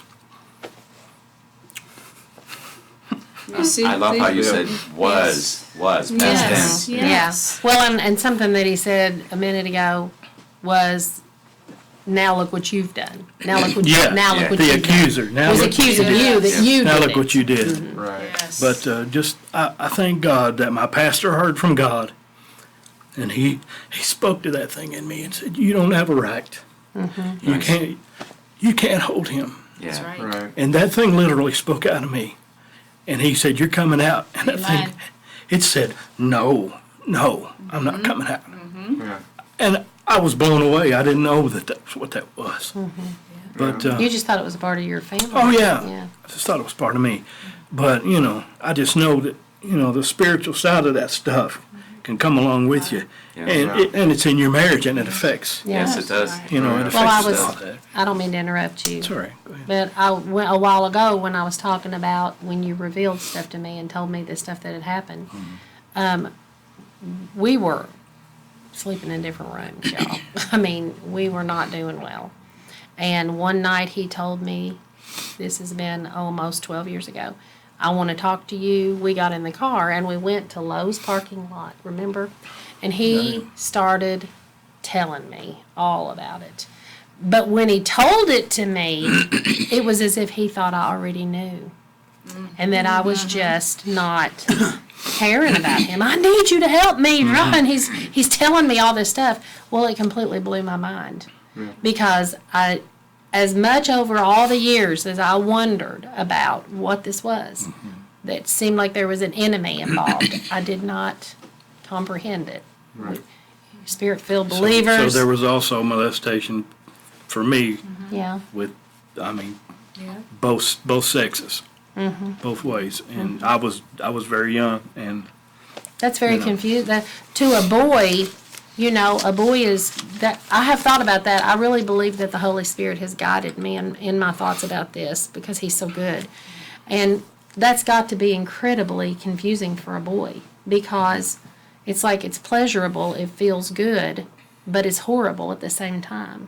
What's wrong with me? There's your next thought. What's wrong with me? And that's the devil is what that is. That's just not true. Yeah. It's just not the truth. He's such a liar and he's such an accuser. And then the rest of the world, to add to the confusion of all that stuff, when a man behaves as he behaved some in our marriage, the rest of the world jumps to the assumption, abuser! Right. He's an abuser! Yep. Kick him out, girlfriend. Kick him out of your life. We've been married 30-some years. It's not so easy. I love Right. him. Yep. He matters to me. Yeah. Our children love Yes. him. Right. I know both sides. I know the real him. Right. So, I want to be very careful doing this because people are going to be watching this who have experienced all of these different Right. sides. Yep. Right. And I'm not condoning staying with an abuser. And I see you've got something to say. Well, his upbringing is exactly just like mine. You know, so I understand what you mean. And I felt like God was wanting me to say this, Bill, of course there's nothing wrong with you. So I understand. So with that whole quietness thing, like, I get it. And Yeah. I think God's just doing something amazing with you. through Oh, that. he Yeah. is. Yes. You know, it gets easier and easier and easier. Yeah. And that Bill helps. has been such a powerful presence in young men's lives because of all the believe it. stuff that he's I been believe through it. and learned. And because of the deliverance that he's received, he's been able to minister in deliverance to people in a way that nobody else can. It's kind of like what Joyce Meyer says, what she went through. She's like, I'm really not, I wouldn't change it at this point because of all God's done Right. from what I learned through that and Right. how many lives I've touched because of this happening to me. Yes, he's What- turned that pain into arsenal for the Right. glory of God's kingdom. Ooh, she you said know? arsenal. She ain't lying. She means it. It's interesting too how boundaries play into all that. It is. Yes. And deliverance and spiritual stuff, because when your boundaries are crossed in any way, you know, it leaves room for unforgiveness. It's painful, it's wrong, you're like, no, and then there's unforgiveness, and then there's the open door for torment and the enemy, and you come into agreement with that, and it's just a lot. But when you're able to put up boundary, like as a child in abuse, that's different, you know. But like that, we learn that, and then something that I think makes me feel the most frustrated is when my boundaries are crossed. And before, because of abuse too, I didn't know I could have them. You know, Boundaries. I didn't know. Yeah. Yeah. And so I would get frustrated and not know what's going on in me. Yeah. How do I So- deal with this? How do I handle Right. this? How do I do it? Yeah. Right. And so then learning, being self-aware and being able to put boundaries in place, Yeah. it helps a lot. It helps your love too grow. Yes. And a Yes, it good does. thing with boundaries is there's you can have boundaries, but you have to have what is called, when you cross that line, consequences. Consequences. Because we can all have boundaries, but if everyone crosses it and there's no such thing as consequence, Right. that boundary is like a piece of paper. It's instead Come of a on wall. now. That's good. And God was just, I felt like he wants, do you care if I read this off? No, real quick? please do. So there's two sections right here that I feel like I need to read, and it says, healthy relationships grow between people who have embraced their individual responsibility to tend their own garden. Yeah. Yes, Yeah. both come to the relationship with needs and participate in meeting one other's needs. But it is a simple economic principle that each of them must be healthy and fruitful in order to continue offering resources to one another to meet each other's needs. You have to take care of yourself before you can take care of someone else. good. That's it. It's good. And also, but you will create just as many problems if you don't tend your garden. You're going to have to get food from somewhere, and it will have to be someone else's food. Not taking care of yourself actually puts you in the powerless position of trying to get other people's to meet your needs without being able to That's offer good. anything in return. This is a setup for an unhealthy, selfish relationship. That's really powerful. Yeah. And it's like, we have to realize we are obviously the gardener of our own garden. Right. Yeah. And we have to protect. A flower is so delicate, if you step on it, it'll kill it. And obviously, those flowers are deep rooted into your garden, so when you take care of it, it grows into something amazing. But if you don't have a healthy boundary with good consequences, everyone can walk through those gardens And pick your flowers. and pick your flowers if they wanted to. Joy in your peace. And Yeah. Like Peter Rabbit taking your cabbages.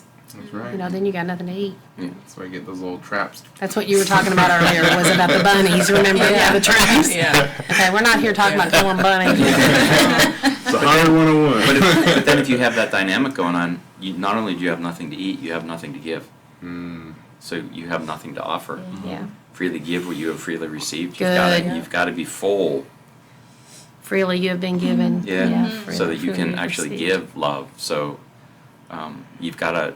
I love this because it's also, in the way I interpret it, it's talking about learning how to love yourself more. Because Yeah. the more you can actually love yourself, which means you're good in your own skin, you can then love well. That's good. Yeah. So, right.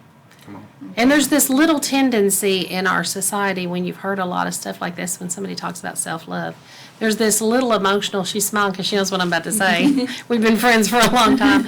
There's this little tendency inside of you to go, oh, self-love, I'm going to have self-love. But really, self-love, I loved what he said about boundaries in here, talking about the fact that the boundaries not only keep the danger out, they keep the good stuff in. Yeah. So if I don't, all right, we'll just talk about the physical body for a minute. If I don't eat my cabbage and my healthy food, and I eat fast food all the time, and I never exercise, and I don't sleep enough, I'm good for nothing. Right. I'm not going to last long in this world to be able to bless anybody or be good to anybody. I'm going to be frightened. He's like, I feel that. But you see what I'm saying? It's just like I'm not taking care of myself. And the Holy Spirit is like, the Holy Spirit has said to me, you're going to have to step up. You're taking care of your body game, sister, because I got stuff I want you to do. And then talking about resting and stuff like that. I'm not going to be able to take care of my family well. I'm not going to be any good to any person who walks in who needs help because I'm going to be a train wreck.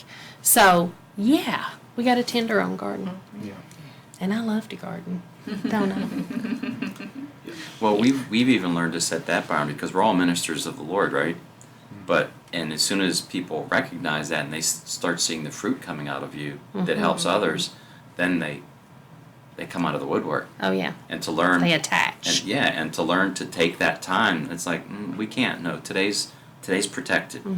Today's a day to take care of each other and self so that we can then fulfill what it is that God's put on our hearts, the call that He's put on our hearts, so that you can literally take care of yourself. So you can do it. Yeah, so that you can actually do it and do it well. David and Christina were talking about that a little while ago, were you? about Jesus and Him creating those boundaries. Yeah. Yeah, there was a part in this book he was talking about how, where some Christians will let someone in and they'll say, they say it's not a family member, it's just some person. Like, can I stay at your place because I don't have a house to stay at? And they go, okay.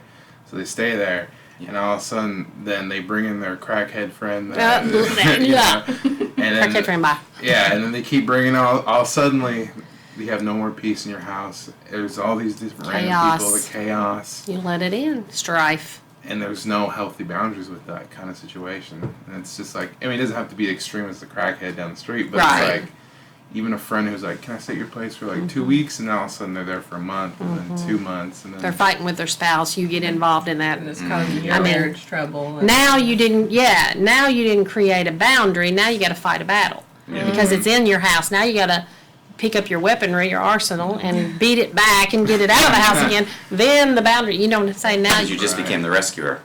There you go. Exactly right. Exactly right. Good how Holy Spirit ties stuff together. He's so smart like that. He's so smart. Yes. Christine's got something brewing. I got something brewing. Yeah, I wanted to talk about the iMessages because that's been like super helpful for us. So, how Danny started, he said something. This is probably one of my favorite little things from the book. He said, in respectful relationships, each person understands I'm responsible to know what's going on inside of me and communicate it to you. I do not expect you to know it, nor will I allow you to assume that you know it. Nice. And I will not make assumptions about what's going on inside of you.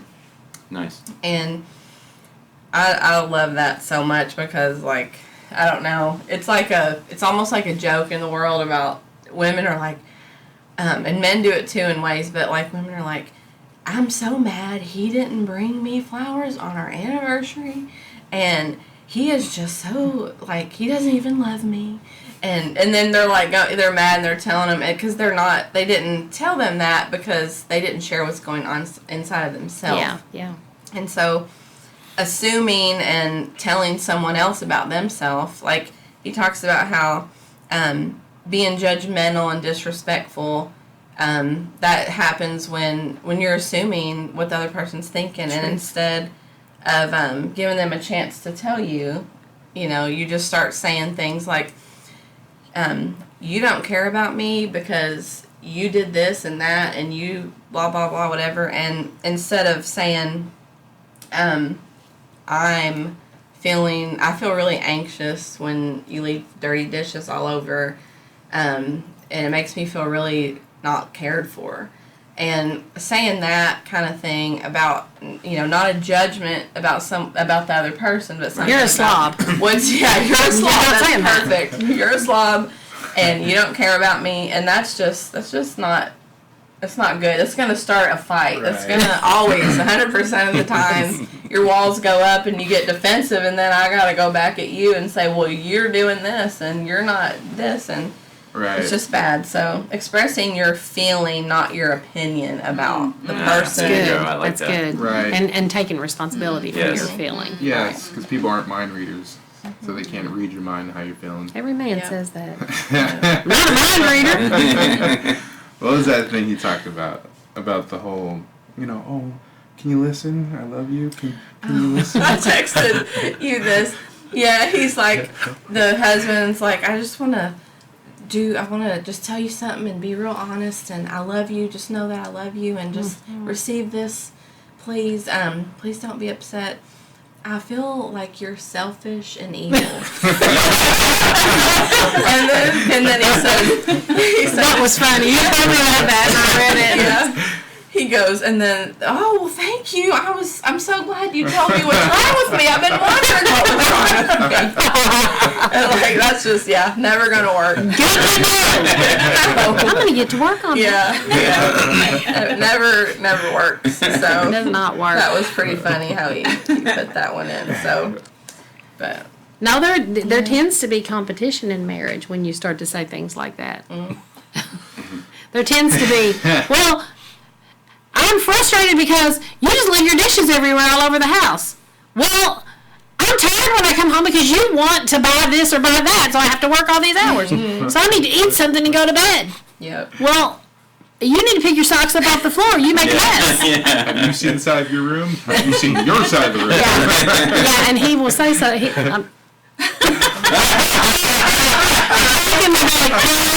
Back in the day, he would say, here's how our argument would go. I would be complaining about stuff like that, and he would say, well, you don't keep everything tidy either. Your stuff is in the living room, and here's what I would say. What would I say back? Who's going to clean it up eventually? Me?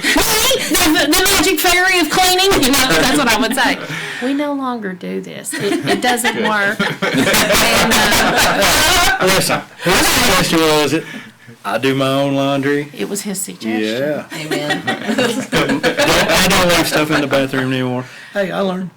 I picked a sock of yours up out of the bathroom floor today, but that's okay. I don't mind. I did it sacrificially. Hey, a rogue sock every time. It was a Rogue sock once in a rogue while. sock. Yeah. That was the one that got out of the dryer and crawled away. Those socks, they're bad. And that's one thing that we both will do. He did create this. I mean, he created this rule that everybody does their own Oh, this was laundry. when we with had you, others yeah. living with us. Yeah. And it was stressful on her. And I said, all right, here's the rule. We all work. You got I can come laundry, home and do everybody's come to laundry. me, do your own laundry. It ain't all on her. But here's what we both do now. We still do this. He does his laundry and I do mine for the most part. I'll pick your stuff up around the room and wash it sometimes. I'm sure you do mine too. Only because you didn't think of it. If you thought of it, you would have done it. I know. But what we will both do now, in our good intentions, is we'll do our laundry and wind up leaving a load in the dryer Oh, for yeah, like I'm a bad week. about that. I'm bad about We both do it. I do it too. He did some laundry today, and I saw a basket on the table with all my clothes in it, and I was like, At least they weren't on the floor. I was like, I feel. we're going to need a mediator. That's what it is. I think that this just makes the point that we create boundaries and we cross them, and it's a work in progress. Oh, We're working on it. Right. That's like something I was listening to today from this book was the goal obviously is connection. And yes, you do have boundaries. Even if you have a disagreement on something, the goal of it is I'm going to still stay connected with you even if we don't agree on this. Yeah. Yeah, the keep your love on part. Keep Yeah. your love on, because a lot of people will think boundaries mean that's my enemy. That's the person that if they don't 100% agree with me, which is obviously we all know that's a huge issue nowadays, is that if you don't agree with someone on something, you're automatically their enemy. Right. Yeah. Which is not Which is that True. competition thing. Yeah. There's no room for that in marriage. marriage. Exactly, and that's a huge thing. Even with friendships, whatever it is, just because you don't agree on something I agree with, it doesn't mean we have to destroy our friendship over it. Right. And especially in True. a marriage, like we could stay married, stay connected, Yeah. may not agree on something, but fight for that connection Yeah. over Yeah. being right. Yeah. Yeah. And even if I say something really hurtful, you know, even if I've never done this, but even if I said something like, well, this is just not working.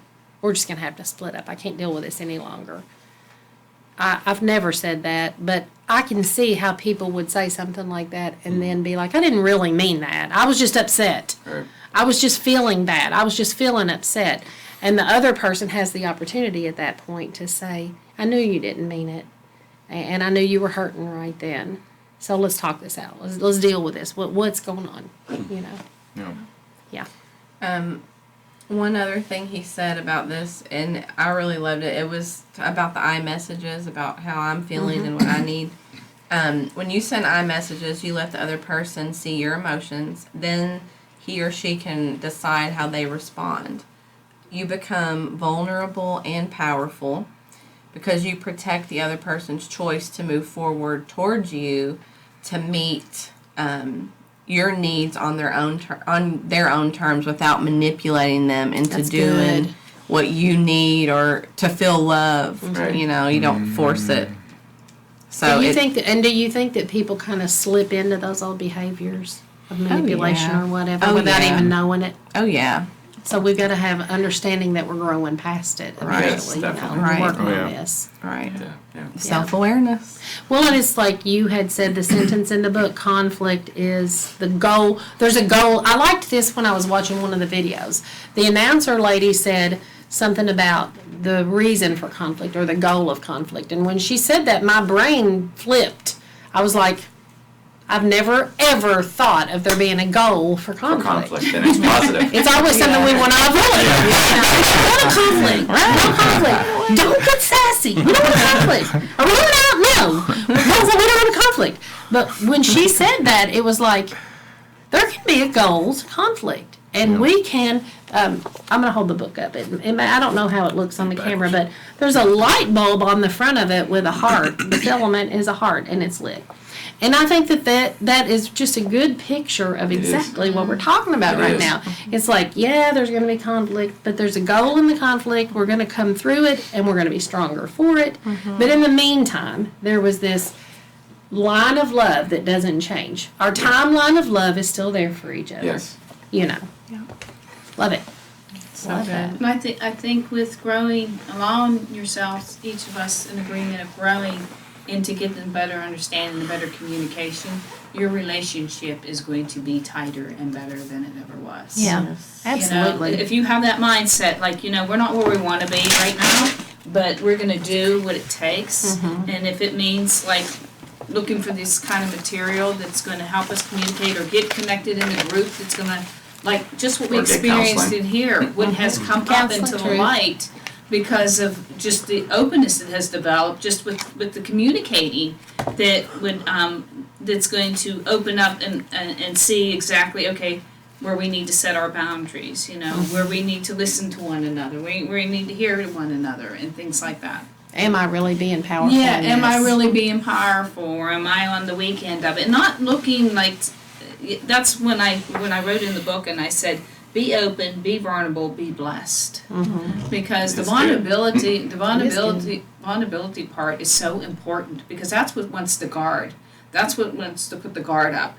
Because if this comes out, how am I going to look? Or how am I going to be thought of afterwards? And what do? Immediately, as soon as it starts coming, we start withdrawing from it, and it goes right where the enemy wants it to be.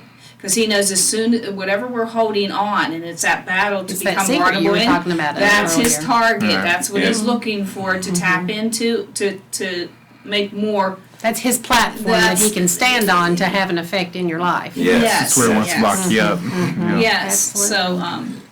so, that's, I just want, and the other thing that came to mind too, we're all blessed to be brothers and sisters in Christ, and we're all blessed to have the gifting of discernment. Some stronger, some not so strong, but we do all have discernment. I'll give you an example of that. Come home from work, you can tell you didn't have a bad day. That doesn't take discernment, but we have a tendency to reply through discernment. instead of getting the conversation to where we have the facts of like what's asking, going on. What's really because going on, what developed with my self-protecting in my gifting of discernment was like a place where I could get on guard. It's like if he come home and there was something that was going to say, it wasn't going to be pleasant until it gets to the different place.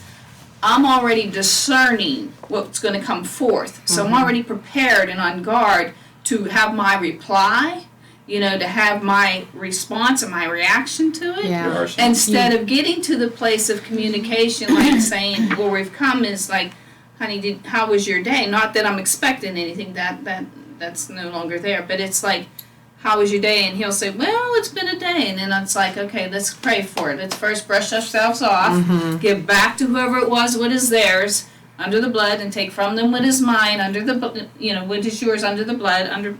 And this environment does not welcome what's trying to enter into it, and still our peace in Jesus' name. Yeah. So let's find out, let's get to a place where we can talk about how your day went. And it makes a good point that what you're talking about, the enemy could use as manipulation against you Yeah. and then against him Yeah. as a byword, right?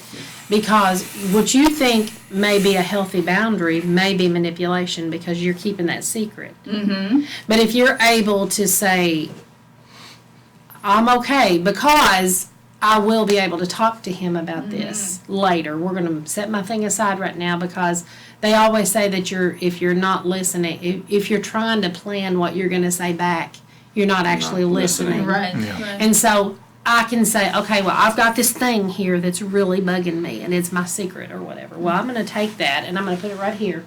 I had a counselor tell me recently she said, you can write it down on a piece of paper and have a real jar. But I think she called it a concern jar. I can't remember. She'll probably watch this. She can tell me. I wrote notes and it's at home. But it's like that thing that concerns me, just because we're not going to talk about it right now, it doesn't have to say, I'm not sweeping it under the rug and it's not going away. Right. I can put it in my concern jar, and now I can listen to you and talk to you about whatever's going on. And then later on, when we're at a place when we can do that, I can get my concern back out of my concern jar and we can talk about it. Yeah, You know? that's good. Yeah, I think that's just a tool that the enemy uses with friendships too.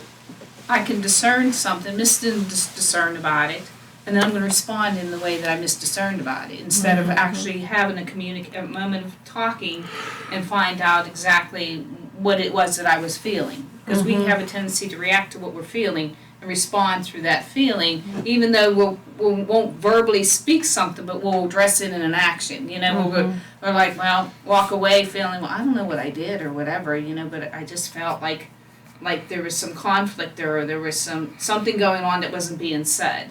See, that discernment got taken from this point to escalate to that point. And it's like to not use that gifting of discernment, especially with our spouses, to make sure that it's spoken instead of just going by what I felt. Like, he could have come in, he was upset with somebody at work.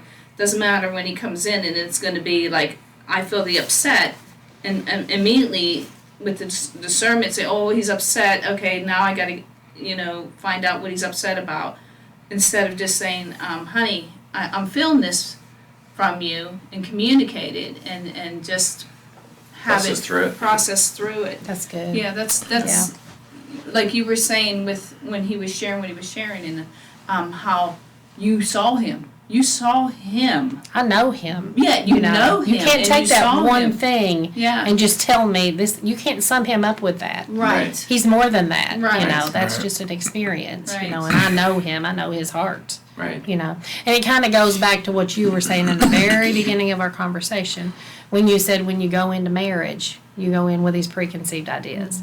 She goes in with the preconceived ideas, well, he's about to save me because he's going to love me unconditionally. And I'm going to be his person and he's going to be mine, and we're going to matter to each other more than anything. And he's got this inner conversation going on that's saying, she's going to be available for me always. She's going to be the one who understands and validates me. She's going to realize that I'm her man, and I'm here to take care of her, and I'm going to take care of her. And she's going to be available for me. She's going to want to be with me. She's going to want to spend time with me. She's going to want to be sexually with me because she loves me. We're connected now. Right. But life comes in and turmoil and all the different things, and they eat away at that stuff. And then we get to get God involved Yeah. because we can't solve these problems. As the six of us can say truth.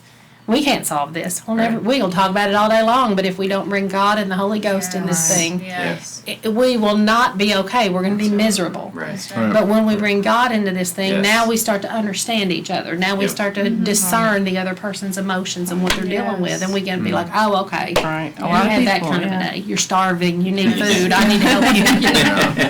Yeah. A lot of people don't want to work on their connection and love because they don't, like, they'd rather chase something else. Like that we were talking about. Feels like it should automatically be that way. Right. Yeah, It should yeah. automatically be that way. No work needed. It's just going to be that way, right? It ain't real Yeah. love if you have to work on it. It's just like That working. is not true. Opposite, right? It's just like working out at the gym. You know, you can't get fit. You can't get bigger muscles if all you do is stand there and go, "All right, it's just magically going to happen." It's like Or I gotta smaller actually, hips. you got to actually work on it. You know, relationships the exact You're same right. way. What is done in the alone time is seen once the storm comes. Oh, yeah. And Come so, on. yeah, it's just like you got to keep working. Nothing in this world nothing in this world has ever been something we just magically get. No. You got to put time into it. Right. And Good. a lot of people that's one of the chapters about the trust cycle. He was talking about in the end of that chapter about how love, it does bring such a euphoric feeling. It's something we're made for that we need. Yeah. And The if we emotion of don't, yes. And if we don't know how to get that love need met, we're going to chase that euphoric feeling in, pornography, food, Other people. Drugs. other Other people, people. drugs, alcohol, all kinds of addictions, and it's just it's what people want and need, and they just don't know how to get it. Yeah. And it's just, love's a powerful thing. It really is worth fighting for and learning, and that's why I love Working at it. learning. Yeah. He Yeah. created us to love Yeah. each other, Yeah. Yeah. Yeah, we didn't It's know the the real grass thing. could be so green and plush, where it once looked On like our it. side. It looked like On the our grass, side. the grass wasn't going to survive, and then it's like, wow, God, to think we would have missed out Yeah. if we would have bailed out. Yeah. Yeah, and I would love to see that conversations like what we're having right now. And now we're going to edit this down, and it's going to be, I don't know how long, we'll edit it down to a certain amount of time. But I have thought during this that I would like to provide a link that they could watch the whole conversation. For sure. Because I think there's been so much said here So that much. is so powerful. Right. And I would love to see that young people who maybe aren't married yet, planning on getting married, or younger in marriage could benefit from some of the trouble that we've been through, Yeah, and that that's they right. can see how God can really Yeah. restore your relationship with each other. Right. Right. And it can be better than Right. you thought it would be in the beginning. Right. It's our story for His glory. Someone's supposed to be here? I know of. We're looking at the door. Here banging. Oh, yeah, there's people probably. There was There was a birthday party Yeah, there going on. had- We're in our oh. church. Okay. There was a birthday party going on down there, so they're probably cleaning Just up, wanted to double check. Well, I just wanted to tag on what you were talking about. It's something that I see a lot that I actually went through myself, is where a lot of people will be like, all men are narcissists? Why do I keep getting with all these narcissists and all these drug addicts? You're like, well, let me tell you. Let me tell you. Let's have a look at you.